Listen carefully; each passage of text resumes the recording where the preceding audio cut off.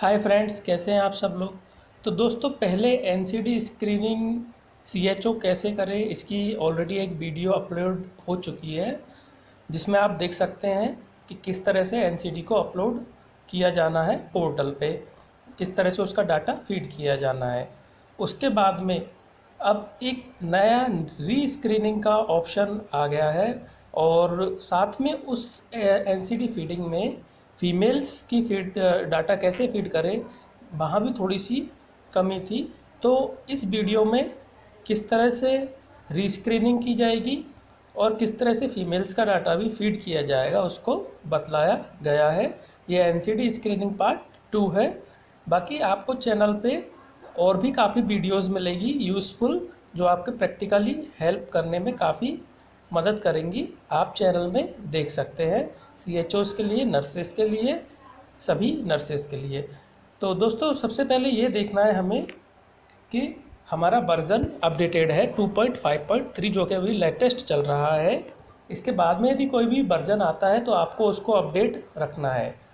अब चलते हैं डैशबोर्ड पे। डैशबोर्ड पे क्लिक करने के बाद में डैशबोर्ड को ओपन होने देंगे। ओपन होने के बाद में first time screening all diseases पे हमने क्लिक किया। क्लिक करने के बाद में हमारे पास डाटा है, जैसे हमने तीसरे नंबर का पेशेंट लिया रमेश चंद्रा, वहाँ पे क्लिक किया तो ये फर्स्ट टाइम में फुली स्क्रीन्ड है, लेकिन ये सेकंड टाइम में स्क्रीन्ड नहीं है। तो अब हम जाएंगे इनके। अब देखिए, यहाँ पे कोई भी इसके स्क्रीनिंग में प्लस का निशान नहीं है। जिन पेशेंटों को 1 ईयर हो जाता है पूरा, सिर्फ उन्हीं पेशेंटों पे प्लस का निशान आएगा। तो हम बैक जाते हैं डैशबोर्ड पे, और डैशबोर्ड पे वापस जाने के बाद में ऑल डिजीज़ के पेशेंट में हम जाते हैं दूसरे नए पेशेंट पे। जैसे कि हमारे पास एक पेशेंट हमने क्लिक किया पप्पू नाम के पेशेंट पे, और क्लिक करने पे आप देखेंगे यहाँ पे क्या चेंजेस है कि यहाँ हाइपरटेंशन पे प्लस का निशान, डायबिटीज़ पे प्लस का निशान आ रहा है। यानी कि इनके लिए री स्क्रीनिंग ओपन हो चुकी है। इनको 1 ईयर हो चुका है इनकी स्क्रीनिंग हुई। तो ये जिन लोगों को 1 ईयर हो जाता है पूरा पहली स्क्रीनिंग के बाद में, उन्हीं लोगों पे री स्क्रीनिंग का ऑप्शन ओपन होता है। तो चलिए, हम इनके हाइपरटेंशन स्क्रीनिंग के प्लस पे क्लिक किया। प्लस पे क्लिक करने के बाद में ऑप्शन जहाँ जो है री स्क्रीन, वहाँ पे हमने क्लिक किया। क्लिक करने के बाद में आया यहाँ पे please complete CBAC to start re screening. तो री स्क्रीनिंग जब भी करते हैं तब सीबैक भी भरना होता है। तो हमने ओके पे क्लिक किया। Seaback has to be reviewed every year. Seaback हर साल देखा जाना है। Available for next update on 24/1/2021। 24/1/2021 को इनको नेक्स्ट अपडेट के लिए अवेलेबल ये थे। ओके पे क्लिक किया। सीबैक में इनके कोई चेंजेस नहीं था, पहले से जो भरा हुआ आ रहा था वही है। तो हमने सेम पे क्लिक करके और सेव कर दिया। सेव होने के बाद में सीबैक का दूसरा पार्ट आ गया, अर्ली डिटेक्शन। अर्ली डिटेक्शन में यदि कोई कंप्लेंट है यहाँ पर तो हम उस पर क्लिक करेंगे, नहीं तो नो पे क्लिक करेंगे, और नहीं तो हम इसको, यदि हमारे पास इस तरह की जानकारी नहीं है तो उस केस में हम इसको छोड़ सकते हैं। यदि हमारे पास जानकारी है तो हमें फिल करना है। तो जैसे हमारे पास जानकारी है कि इसको किसी भी तरह का कोई प्रॉब्लम नहीं है, तो हम सारे ऑप्शंस पे नो कर रहे हैं। इसके बाद में एक बार मैं फिर से ये एक्सप्लेन कर देता हूँ, ये सारे ऑप्शंस क्यों पूछे जाते हैं। ये सारे ऑप्शंस किसी न किसी बीमारी से संबंधित होते हैं। जैसे कि पहला, shortness of breath, coughing more than 2 weeks, blood in sputum, fever more than 2 weeks, loss of weight, night sweat, any are you currently taking anti TB drugs, any family history of TB और history of TB. तो ये सब TB के लक्षण है। ये जो 9 लक्षण है शुरू के ऊपर के 9, इनमें से यदि कोई यस है तो वहाँ पर पेशेंट टीबी के लिए सस्पेक्टेड है और टीबी के लिए जांच करवाने के लिए रेफ़र कर रहा है। Then next, any change in tone of voice, difficult in opening mouth, ulcer, patches, grow in mouth not healed in 2 weeks. ये 3 लक्षण, any change in tone voice, आवाज़ में कोई बदलाव, मुंह खोलने में कोई दिक्कत, और मुंह के अंदर ऐसे घाव है, अल्सर है जो कि 2 हफ्ते से ज़्यादा हो गए, भर नहीं रहे, तो ये सब माउथ अल्सर, ये सब माउथ ओरल कैंसर के सिम्टम्स है। यदि ऐसा कुछ है तो आगे मेडिकल ऑफिसर को फॉरवर्ड करना है डायग्नोसिस के लिए। देन एनी पल्चर, पैच और डिस्कलरेशन ऑन स्किन, अब ये है ओरल कैंसर के। उसके बाद में आगे चलते हैं। एनी पेच और डिस्कलरेशन ऑफ स्किन, यदि स्किन पर कोई पेच है या स्किन पर कोई रंग में बदलाव हुआ है। Difficult in holding object with fingers, उंगलियों से किसी चीज़ को पकड़ने में कठिनाई आती है। Loss of sensation for hot cold objects in palm और सोल, सेंसेशन का लॉस हो चुका है, हॉट और कोल्ड ये सब महसूस नहीं होता हाथों में और पैरों में, तो ये सारे किस चीज़ के, लेप्रोसी के सिम्टम हैं। तो इस चीज़ को भी हम नोटिस करना है। यदि ऐसा कुछ है तो आगे इसको हम मेडिकल ऑफिसर को डायग्नोसिस के लिए फॉरवर्ड करेंगे। और नेक्स्ट लास्ट है हिस्ट्री ऑफ फिट्स, यदि कोई हिस्ट्री रही है फिट्स की तो वो एक फिट्स के सिम्टम है, तो ये भी हम यहाँ पे आगे फॉरवर्ड करेंगे। देन हमने ये सेव कर दिया। तीसरा पॉइंट आया इसका पर्सनल हिस्ट्री, सीवैक फोरम में भी चल रहा है। हाइपरटेंशन, डायबिटीज़, यदि हमारे पेशेंट को कुछ भी है हिस्ट्री में, ये बैक हो गया है, ये बैक हो जाता है सिस्टम में, तो कोई इशू नहीं, हम इसको दोबारा से तीसरे पोर्शन पे पहुंचेंगे, सीधा पर्सनल हिस्ट्री पे सेव करते जाएंगे, सेव करते जाएंगे, और ये हम दोबारा आ गए हैं। तो यदि hypertension, diabetes, heart disease, stroke, kidney failure, कोई वुंड जो कि नहीं भर रहा है, ये डायबिटीज़ का सिम्टम है। एक वुंड होता है जो काफ़ी समय से नहीं भरता है, तो वो एक बढ़ी हुई शुगर का सिम्टम है। COPD, अस्थमा, ओरल कैंसर, और यदि कुछ, तो हमारे पेशेंट में कुछ भी नहीं है, यदि कुछ है तो हम उसको यस करेंगे, नहीं तो उसको नो करेंगे। और यदि सपोज कीजिए जैसे हमारा पेशेंट एक हाइपरटेंशन पे है, यस, तो क्या वो ट्रीटमेंट पे है, तो यस और नो जो भी होगा वो हमें टिक करना है। देन आगे चल के इसको सेव किया। सेव करने के बाद में हमारा पिछली साल का जो BMI था वही आ गया, सेम है हमारे पेशेंट का। तो हम इसको एक बार फिर देख लेते हैं। आज की डेट में हमें डेट यहाँ आज चेंज करना है। जैसे हमने डेट आज का डाल दिया,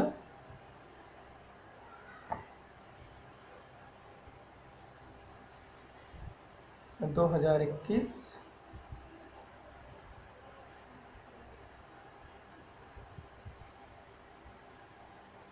और ये हमने जैसे डेट डाल दिया, तो डेट डालने से ये रीस्क्रीनिंग के लिए क्लोज हो जाएगा, ठीक है। और ये हमने वेट और हाइट ऑलरेडी डाला हुआ है। जैसे हमारे पेशेंट का भी 1 किलो वेट बढ़ गया है, तो थोड़ा सा BMI उसका बढ़ चुका है। BMI ऑटोमेटिक कैलकुलेट हो जाता है, बॉडी मास इंडेक्स, जो कि हाइट और वेट डालने पर ऑटोमेटिक कैलकुलेट होके आता है। ये हमने इसको CBAC को सेव करने के लिए क्लिक किया, तो इन्होंने लिखा क्या आप श्योर हैं सबमिट करना चाहेंगे, हिस्ट्री इस साल के लिए CBAC हिस्ट्री क्लोज हो जाएगी। यस किया हमने, और यस करने पे CBAC हो गया क्लोज। अब हम आ गए फिर से हाइपरटेंशन के प्लस वाले चिन्ह पे हमने क्लिक किया, रीस्क्रीन पे क्लिक किया। अब देखिए रीस्क्रीन के लिए खुल चुका है। पहले जब हम रीस्क्रीन के लिए खोल रहे थे तो रीस्क्रीन में वो CBAC पे जा रहा था, CBAC भरने के लिए कह रहा था। तो हमने ये आज का डेट डाला, सिस्टोलिक, डायस्टोलिक प्रेशर हमने डाला। प्रेशर डालने के बाद में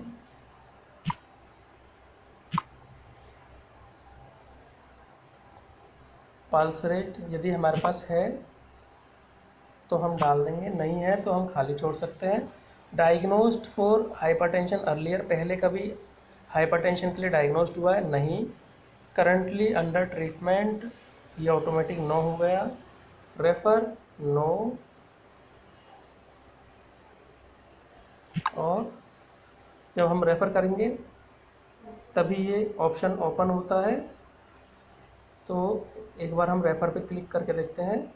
रेफ़र पे देखिए PSC, CSC, district hospital, other, ये सारी चीज़ें खुल जाती है। तो हमें हमेशा पीएससी पर ही रेफ़र करना है जब तक कि केस ऐसा नहीं है कि कोई बड़ा केस जो कि पीएससी पे मेडिकल ऑफिसर नहीं सॉल्व कर पाए, या हमें हमेशा पीएससी पर ही इसको फॉरवर्ड करना होता है नॉर्मल केसेस को। तो हमने यहाँ नो किया, सेव किया और फिनिश किया। तो यहाँ लिख के आया कि advice for life style modification, life style में मॉडिफिकेशन के लिए हमें उनको एडवाइस करना है पेशेंट को। स्टॉप स्मोकिंग, क्योंकि हमने स्मोकिंग यस भरा था इसलिए उन्होंने बोला स्टॉप स्मोकिंग। हेल्दी डाइट लीजिए और फिजिकल एक्टिविटीज़ करते रहिए। ओके किया हमने। और ये देखिए हाइपरटेंशन पे यहाँ टिक लग चुका है, जो अभी तक जैसे डायबिटीज़ पे एक प्लस का चिन्ह आ रहा है, यहाँ हाइपरटेंशन पे से ये हट चुका है। अब हम डायबिटीज़ के कॉलम पे गए, डायबिटीज़ के कॉलम पे जाके रीस्क्रीन के ऑप्शन में गए, डेट हमने चूज़ करी, फिर से आज की डेट डाली। रैंडम ब्लड शुगर का हमारे पास ये है नतीजा।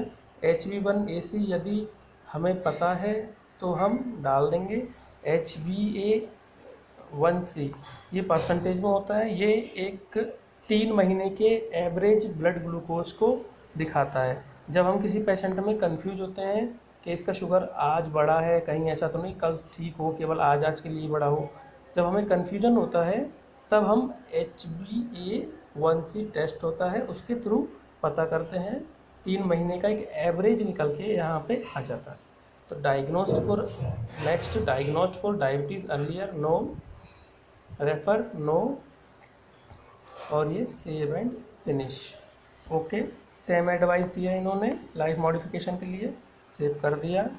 ठीक है, तो ये अब स्क्रीनिंग इसकी यहाँ कंप्लीट हो गई। ओरल स्क्रीनिंग में यहाँ ये प्लस का निशान शो नहीं करेंगे क्योंकि हमने 25/1/2020 को कर दी थी ओरल स्क्रीनिंग, इसलिए अभी 1 ईयर बाद ही ओपन होगा। ठीक है, तो ये था एक पेशेंट का ये पूरा स्क्रीनिंग हो चुका है। ठीक है, ये इसका स्क्रीनिंग री स्क्रीनिंग कंप्लीट हो चुका है। वापस हम डैशबोर्ड पे जाएंगे और डैशबोर्ड पे जाके जो री स्क्रीनिंग वाला हमारा 7 था, यहाँ देख सकते हैं 8 हो चुका है। तो ये था री स्क्रीनिंग का, कैसे हमें री स्क्रीन पेशेंट को करना है। चलिए अब फीमेल पेशेंट पे चलते हैं। एक हम फीमेल पेशेंट लेते हैं और फीमेल पेशेंट का री स्क्रीनिंग में देखते हैं कहाँ पे प्रॉब्लम आती है। तो हमने यहाँ से एक फीमेल पेशेंट सावित्री देवी है हमारे पास, डाटा उनका हमने बोली, और यहाँ देखिए री स्क्रीनिंग के लिए ओपन है, लेकिन यहाँ पर ओरल, ब्रेस्ट और सर्वाइकल स्क्रीनिंग के लिए ओपन नहीं है क्योंकि इनका अभी 1 ईयर नहीं हुआ है। तो हम फिर से कोई दूसरा पेशेंट लेते हैं जिनका 1 ईयर हो चुका हो। ऑल डिजीज़ पे हमने क्लिक किया और हम एक फीमेल पेशेंट ले रहे हैं और ये हमने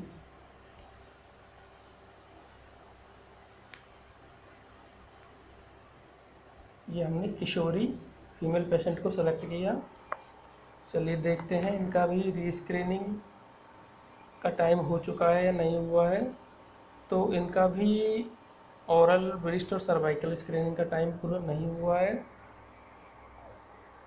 तो हम लेते हैं पेशेंट यहाँ से पार्शियल में से ही, जशोदा।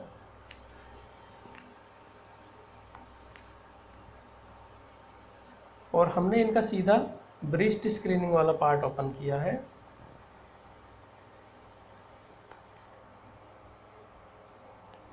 और रिस्ट स्क्रीनिंग का पार्ट ओपन करने के बाद में इसको थोड़ा सा हम समझ लेते हैं। यहाँ एक बार हम फिर से बैक चलते हैं किसी दूसरे पेशेंट पे। 30+ से हम एक फीमेल पेशेंट लेते हैं कि जिसका का स्क्रीनिंग नहीं हुआ वो पेशेंट।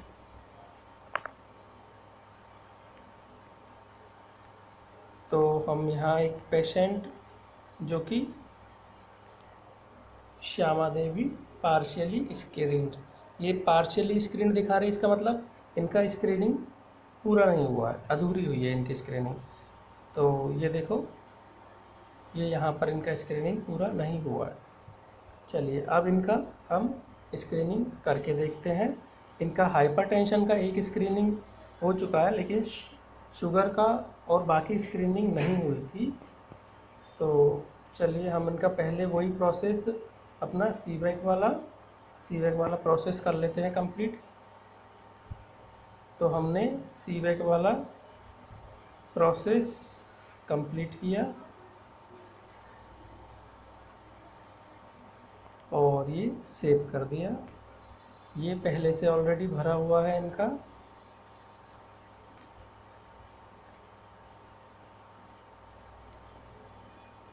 ये हमने इसको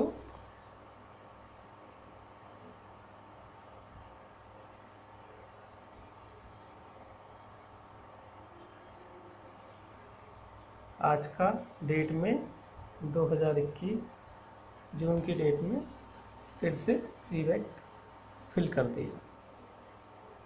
अब हम इनके हाइपरटेंशन पे आ गए, रीस्क्रीनिंग पे आ गए, आज का डेट डाल दिया। रीस्क्रीनिंग का जो भी डाटा था हमने हमारा तो भर दिया, सेव कर दिया और ये सेव हो गया। अब हमने इनका शुगर पे क्लिक किया,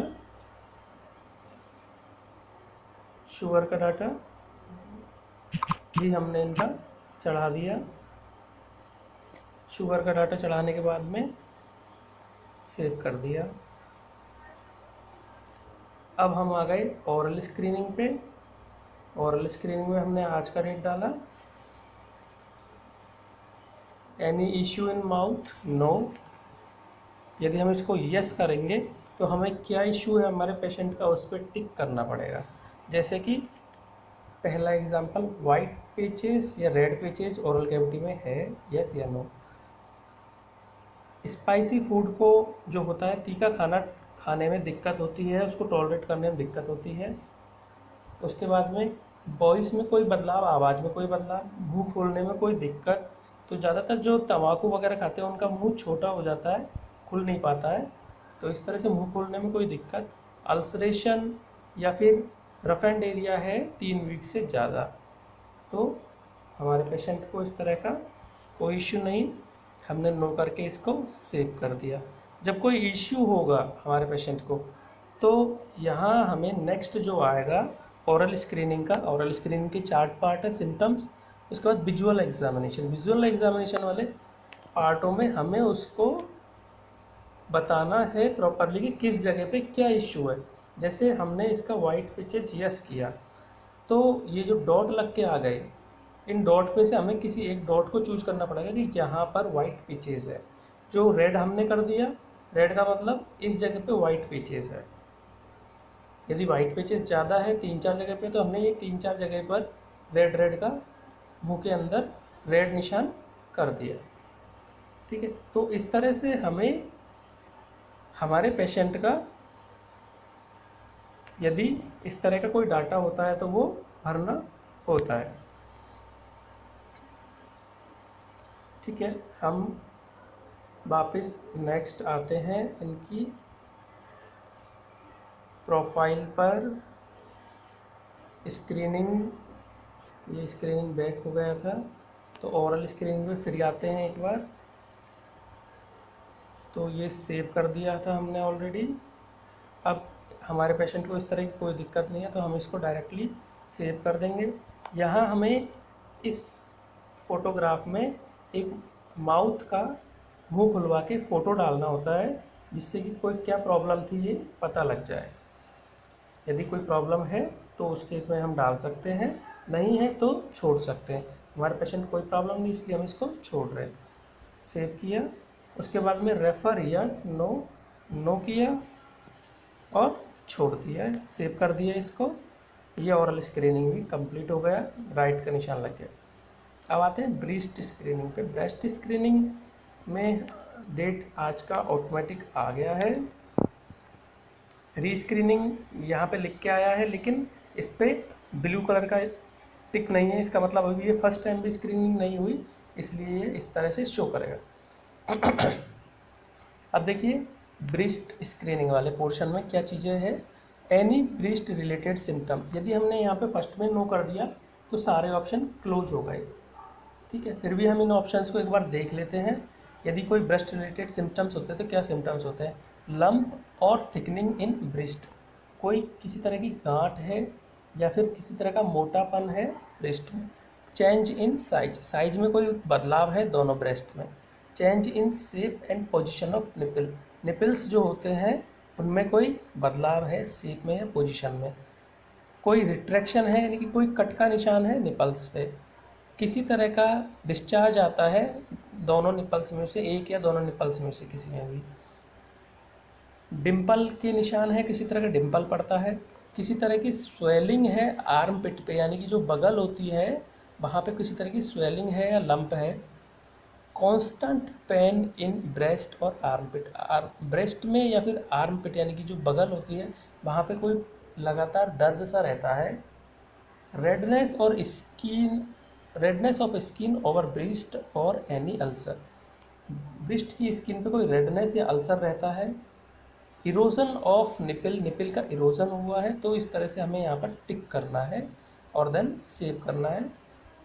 देन उसके बाद यदि जैसे हम यस करते हैं तो यस करने के बाद में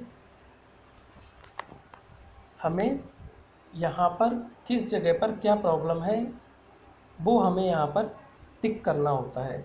जैसे कि हमने किसी इंडिविजुअल को, किसी फीमेल को ब्रेस्ट सेल्फ एग्जामिनेशन करना बताया, तो यहाँ पर यस और नो करना है, ठीक है। सबसे पहले ऑप्शन आता है यहाँ patient has refused screening, patient ने यदि स्क्रीनिंग के लिए रिफ्यूज कर दिया तो ये सारे ऑप्शन क्लोज हो जाएंगे, और ये यदि रिफ्यूज नहीं किया तो ये खुले रहेंगे।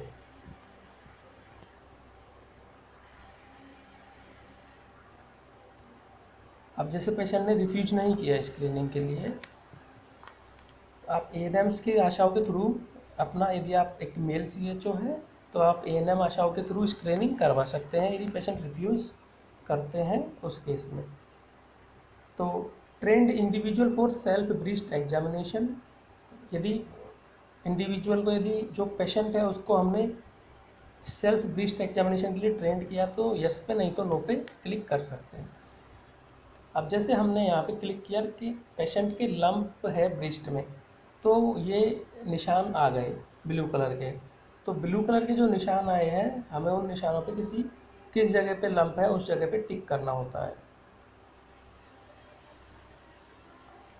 उन निशानों पे हमें टिक करना होता है। ये बैक हो गया है, वापस हम आ गए हैं उसी जगह पर, ठीक है। तो इस तरह से हमें यदि कोई भी किसी भी ऑप्शन पे यस पे क्लिक करेंगे तो वहाँ निशान आ जाएंगे, तो उन निशान पे हमें किस जगह पे दिक्कत है उस चीज़ के लिए क्लिक करना होता है, और वो ही इमेज यहाँ बन के आ जाएगी। अभी जैसे हमने किसी भी टिक नहीं किया तो सब ब्लू है, यदि हम किसी एक टिक पे करते, किसी एक पे भी टिक करते तो यहाँ रेड हो जाता वो। अब हम इसको सेव करते हैं और नेक्स्ट चलते हैं। हम इसको रेफ़र कर रहे हैं, नहीं कर रहे हैं रेफ़र, तो हमने इसको सेव कर दिया और फिनिश कर दिया, और ये हमारा ब्रेस्ट स्क्रीनिंग कंप्लीट हो गया। अब आते हैं नेक्स्ट सर्वाइकल स्क्रीनिंग। तो सर्वाइकल स्क्रीनिंग करने से पहले यहाँ एक क्वेश्चन पूछा जाता है, क्या आप BIA ट्रेंड है। सर्वाइकल एग्जामिनेशन के लिए BIA ट्रेंड होना होता है, तभी सर्वाइकल स्क्रीनिंग कर पाते हैं, और नहीं तो हमें refer this individual to higher facility for cervical screening. जैसे आपको BIA की ट्रेनिंग नहीं है मिली है, आप सर्वाइकल एग्जामिनेशन नहीं कर सकते हो, तो आपको डायरेक्टली इस पेशेंट को PSC पे रेफ़र करना है। तो यहाँ हमने जैसे डेट पे, आज की डेट पे क्लिक किया, कोई सर्वाइकल सिम्टम है, सर्वाइकल सिम्टम हमें सेलेक्ट करने हैं। एक्सेसिव ब्लीडिंग ड्यूरिंग पीरियड्स के दौरान बहुत ज़्यादा ब्लीडिंग आना, ब्लीडिंग बिटवीन पीरियड्स के बीच में ब्लीडिंग आ जाना। जैसे आज 1 तारीख को पीरियड आया, फिर दोबारा 1 तारीख को पीरियड आना है, लेकिन ब्लीडिंग हो गई 12 तारीख, 10 तारीख, 15 तारीख को, इस तरह से। ब्लीडिंग आफ्टर इंटरकोर्स के बाद में, यानी सेक्सुअल रिलेशन के बाद में ब्लीडिंग आता है। यदि वेजाइनल डिस्चार्ज से बहुत ज़्यादा स्मेल आती है, foul smell, excessive foul smell, then उसके बाद में पोस्ट मीनोपॉजल ब्लीडिंग, यानी कि मीनोपॉजल हो चुका है किसी का, यानी कि जो लेडीज़ 45, 50 इस तरह से क्रॉस कर जाती है एज, उनके ब्लीडिंग रुक जाती है, मीनोपॉजल जिसे बोलते हैं। लेकिन मीनोपॉजल के बाद में भी ब्लीडिंग आ गया तो ये एक संकेत देता है सर्वाइकल कैंसर के। तो ये सारे एक संकेत देते हैं सर्वाइकल कैंसर के लिए। तो हमें यहाँ पर उन चीज़ों पे टिक करके और सेव करना है।